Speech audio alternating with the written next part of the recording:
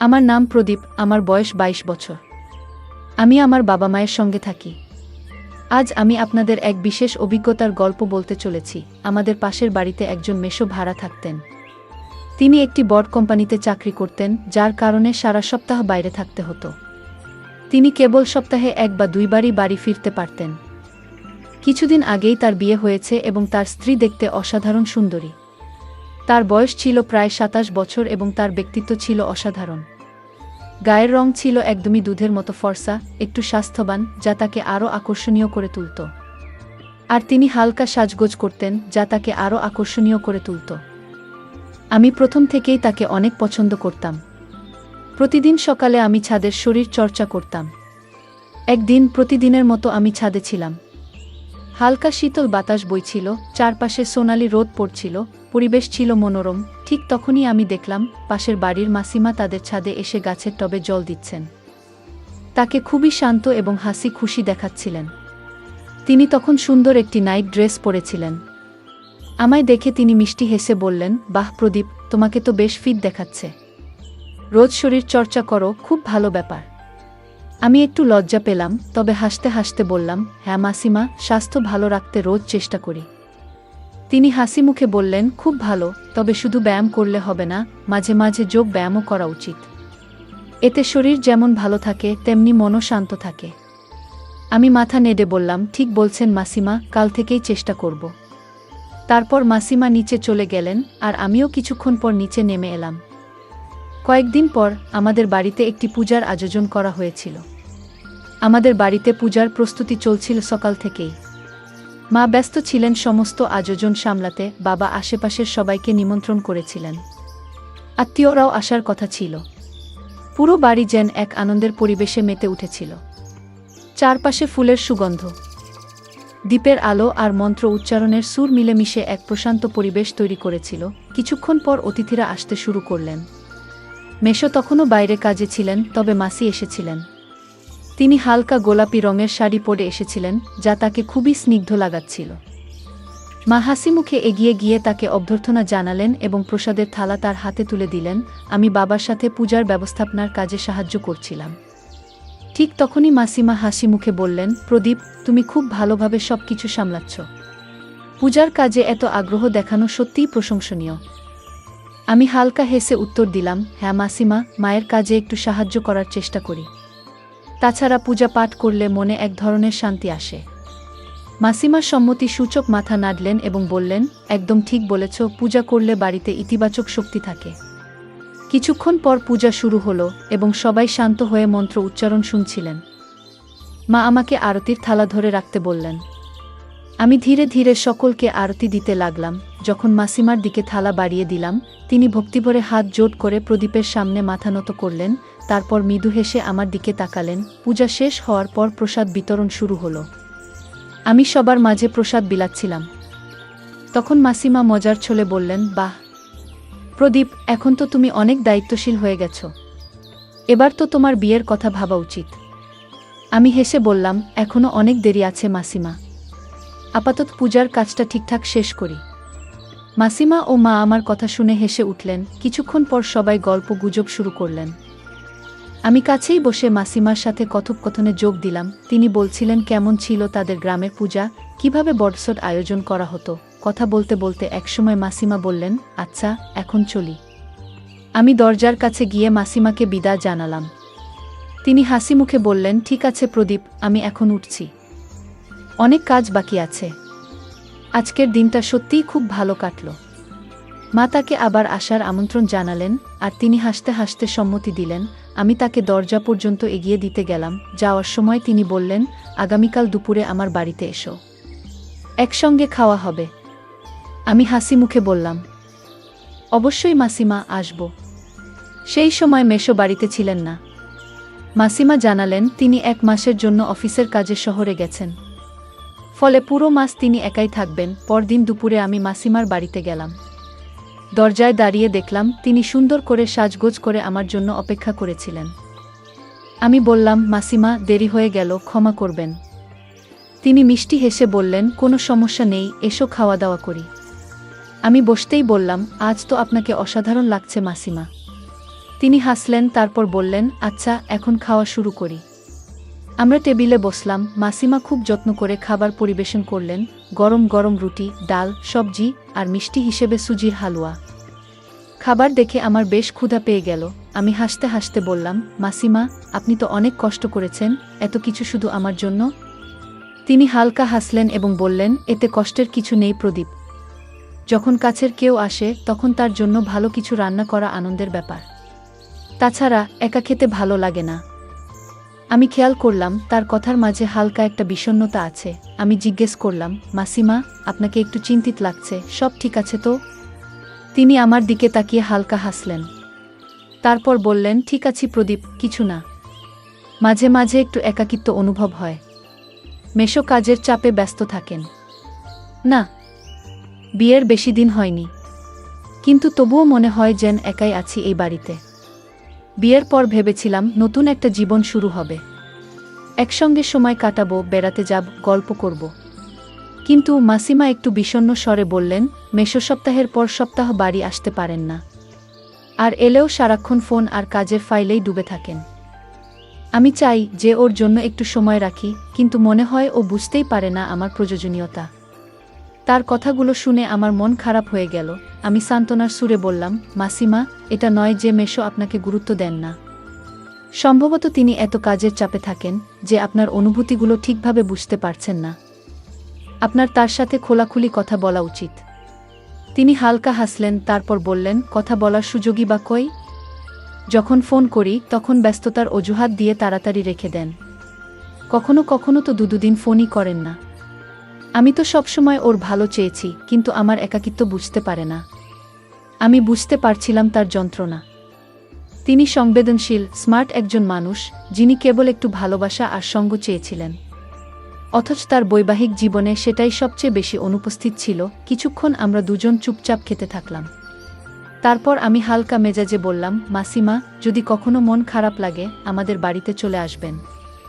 মার সাথে কথা বললে হয়তো ভালো লাগবে।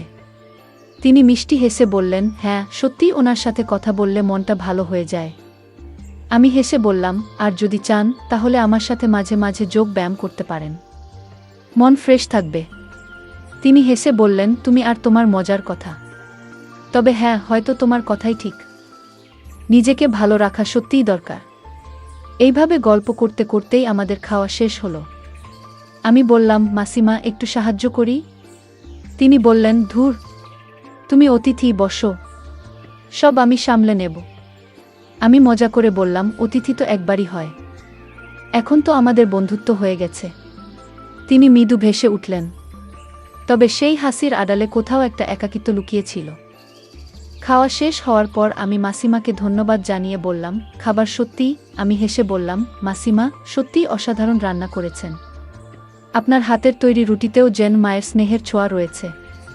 তিনি মৃদু হেসে বললেন, কিন্তু তার চোখের গভীরে লুকিয়ে থাকা একাকিত্ব আমি স্পষ্ট বুঝতে পারছিলাম। মনে হলো তিনি হয়তো কারো সঙ্গ খুঁজছেন, কারো সাথে মনের কথা ভাগ করে নিতে চাইছেন।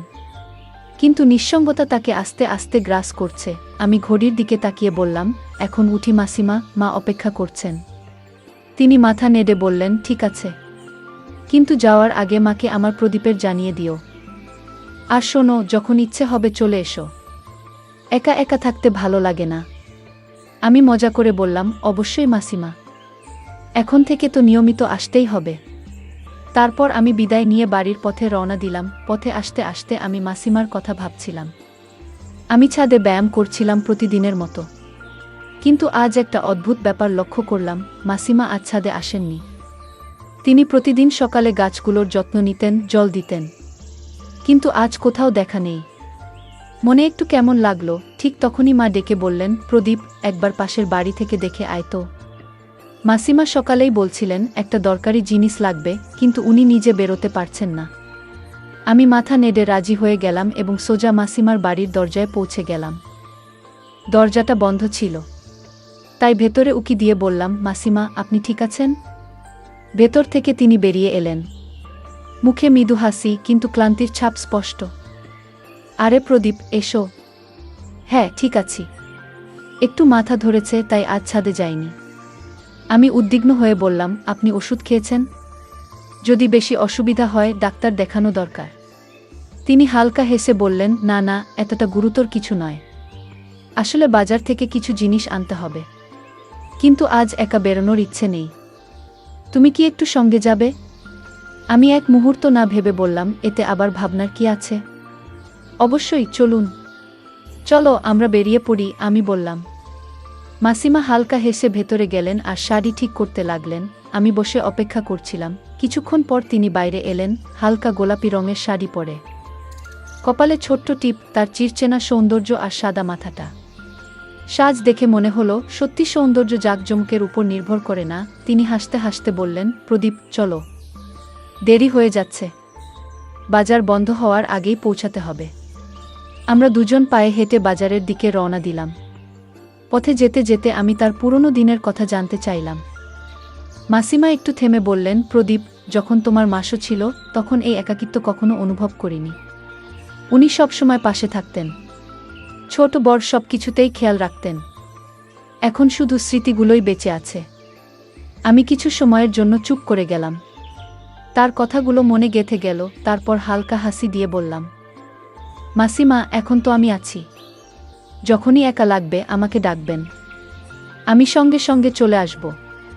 মাসিমা মৃদু হাসলেন, যেন কথাগুলো তার মনে একটু প্রশান্তি এনে দিল। কিছুক্ষণের মধ্যেই আমরা বাজারে পৌঁছে গেলাম। লিস্ট দেখে তিনি চাল, ডাল, মশলা আর কিছু সবজি কিনলেন। বাজারের ব্যস্ততা ধীরে ধীরে কমে আসছিল। আমরা বাজার থেকে বেরিয়ে আসার সময় দেখতে পেলাম চারপাশে সন্ধ্যার ছায়া নেমে এসেছে। আমরা ভেবেছিলাম একটা অটোরিকশা পেয়ে যাব, কিন্তু চারদিকে একটাও দেখা যাচ্ছে না। মাসিমা একটু চিন্তিত হয়ে আমার দিকে তাকালেন। মাসিমা যখন বাজার থেকে কেনা জিনিসগুলো তুলতে গেলেন, আমি তাড়াতাড়ি বললাম, মাসিমা থাক, এসব আমি তুলে নেব, আপনি শুধু আরাম করে হাঁটুন। তিনি হালকা হাসলেন আর আমরা ধীরগতিতে পায়ে হেঁটে বাড়ির পথে রওনা দিলাম। পথে মাসিমা আমার পড়াশোনা আর কাজের ব্যাপারে জানতে চাইলেন।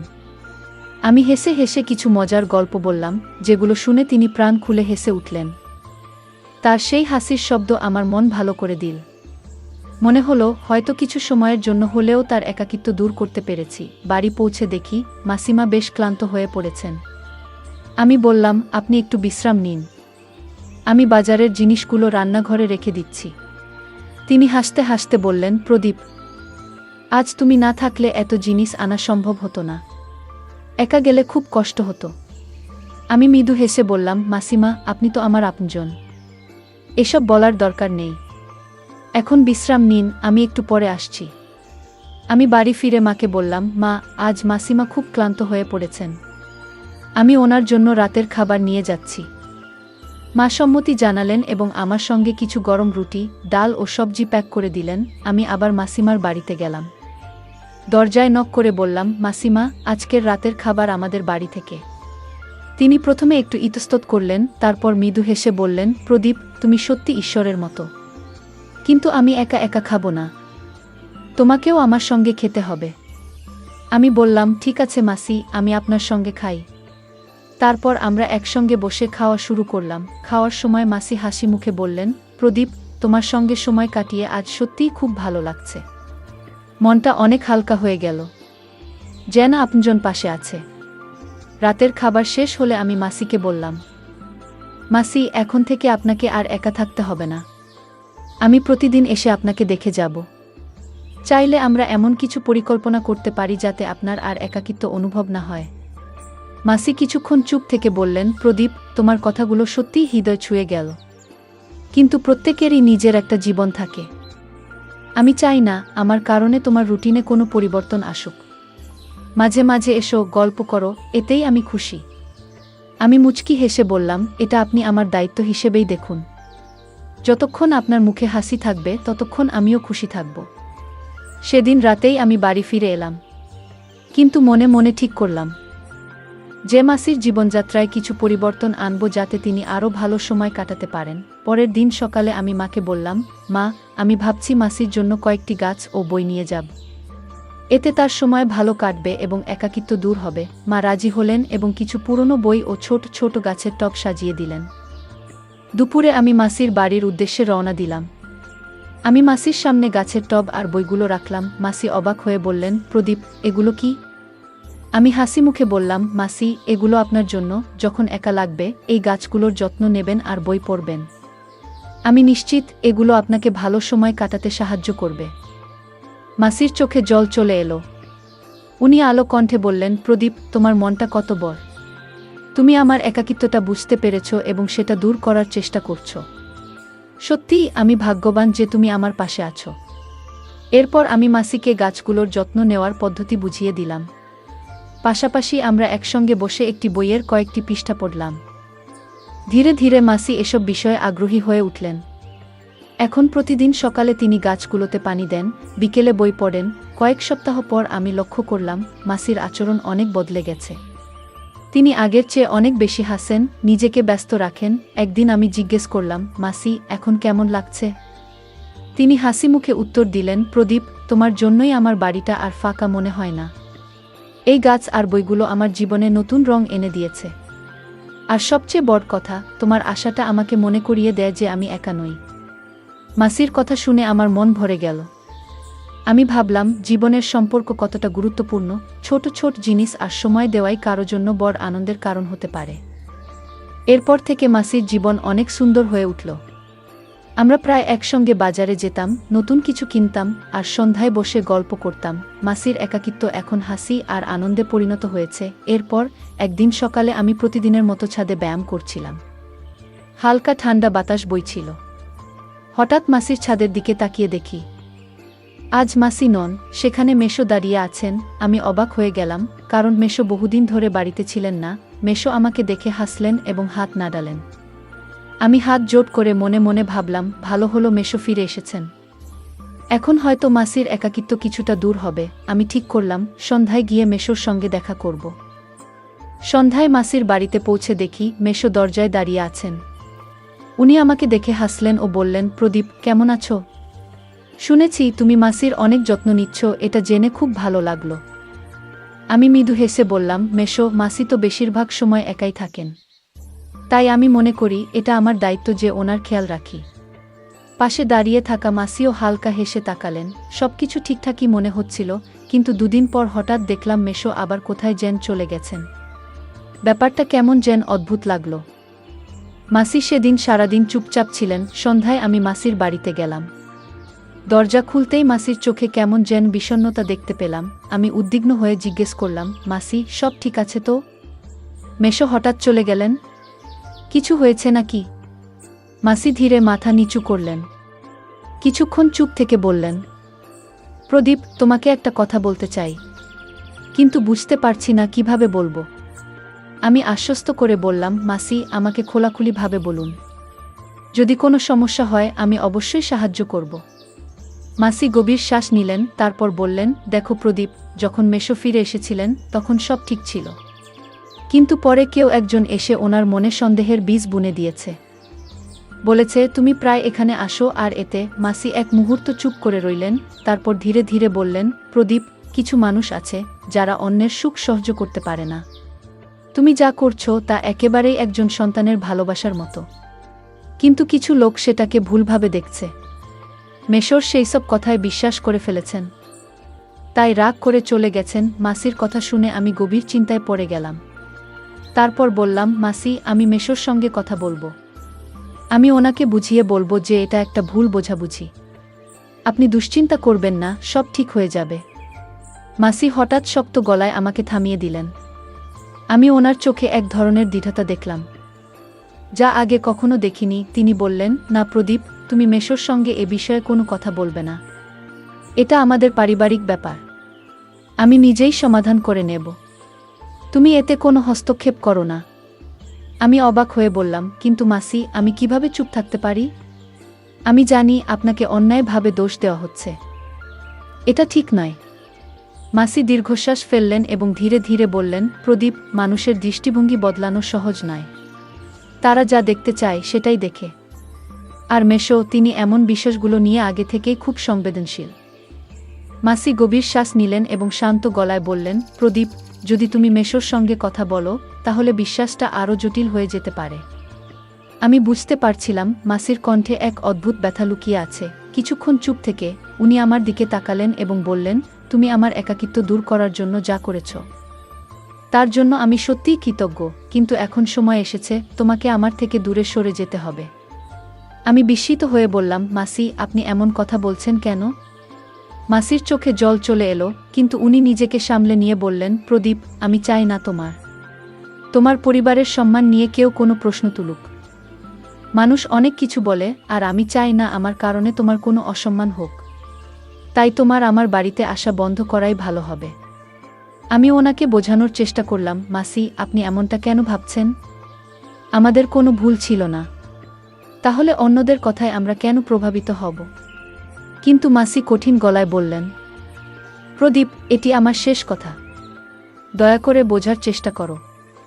আমি এই সিদ্ধান্ত আমাদের ভালোর জন্যই নিচ্ছি।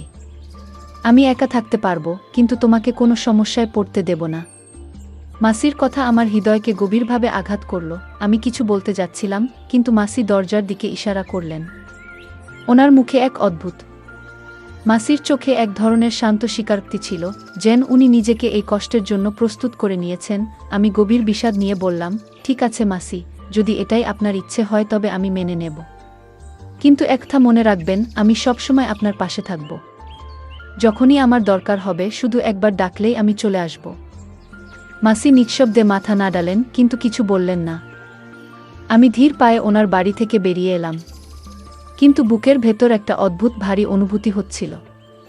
ওনার শেষ কথাগুলো যেন বারবার আমার মনে বাজছিল। এতটাই কি বিষাক্ত হতে পারে মানুষের দৃষ্টিভঙ্গি, যে তারা দুটি নিঃস্বার্থ সম্পর্কের পবিত্রতাকেও কলঙ্কিত করতে চায়? সেই রাতে অনেকক্ষণ ঘুমাতে পারলাম না। মাসির চোখের গভীরে লুকিয়ে থাকা দুঃখ, ওনার নীরব যন্ত্রণা, সবকিছু আমার হৃদয়ে বয়ে চলছিল। কিন্তু আমি মনে মনে একটাই সিদ্ধান্ত নিলাম, মাসি চাইলেও আমি ওনার থেকে পুরোপুরি দূরে চলে যেতে পারবো না। যদি সামনে থেকে নাও পারি, আমি চুপচাপ ওনার ভালো থাকার খেয়াল রাখব, যেমন একজন আপনজন সবসময় করে। বন্ধুরা, যদি এই গল্পটি ভালো লেগে থাকে তাহলে দয়া করে ভিডিওটি লাইক করুন এবং আমাদের চ্যানেলটি সাবস্ক্রাইব করুন। পাশে থাকা বেল আইকনটি প্রেস করুন, যাতে করে আমরা যখনই নতুন ভিডিও আপলোড করি তার নোটিফিকেশন সবার আগে আপনার কাছে পৌঁছে যায়। ধন্যবাদ। দেখা হবে আমাদের পরবর্তী ভিডিওতে।